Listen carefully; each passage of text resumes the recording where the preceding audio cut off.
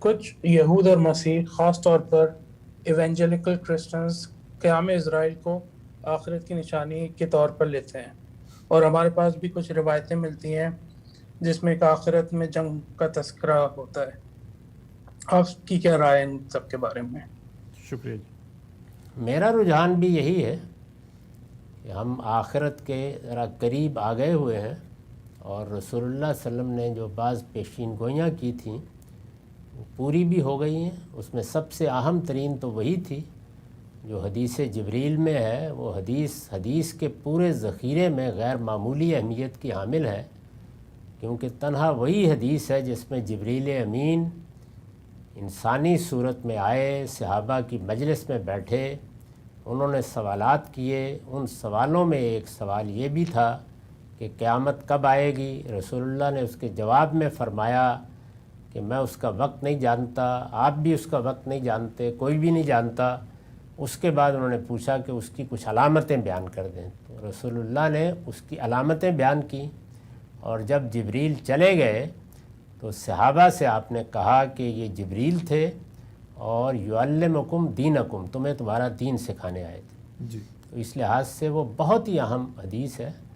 اس میں یہ بیان کیا گیا ہے کہ یہ عرب کے ننگے پاؤں ننگے بدن پھرنے والے چرواہے، یہ ایک دن ایسا آئے گا کہ عمارتوں کی بلندی میں ایک دوسرے سے مقابلہ کر رہے ہوں گے، اور غلامی بطور ادارے کے ختم ہو جائے گی۔ تو یہ دونوں چیزیں ایک ہی وقت میں ایک ہی زمانے میں اکٹھی ختم ہوئیں یا پیدا ہوئی ہیں۔ تو اس لیے میرے نزدیک تو یہ ایک واضح علامت ہے جو ظاہر ہو گئی، اور آج سے 100 سال 50 سال پہلے کوئی تصور بھی نہیں کر سکتا تھا کہ یہ ہو جائے گا، لیکن اب ہم اپنی آنکھوں کے سامنے دیکھ رہے ہیں۔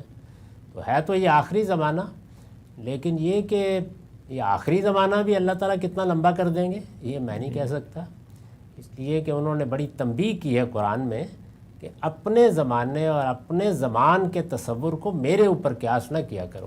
جی میرے ہاں تو ایک دن بعض اوقات 1000 سال کا ہوتا ہے، جی تو اس لیے وہ جب کہتے ہیں قریب آ گیا تو وہ ان کا قریب ہوتا ہے، میرا اور آپ کا قریب نہیں ہوتا۔ باقی جو کچھ جنگوں کا ذکر ہے یا دجال کا ذکر ہے یا اور بعض چیزیں جو بیان ہوئی ہیں، تو وہ میرے نزدیک رسول اللہ صلی اللہ علیہ وسلم کے رویا ہیں، ان کی تعبیر کرنی چاہیے۔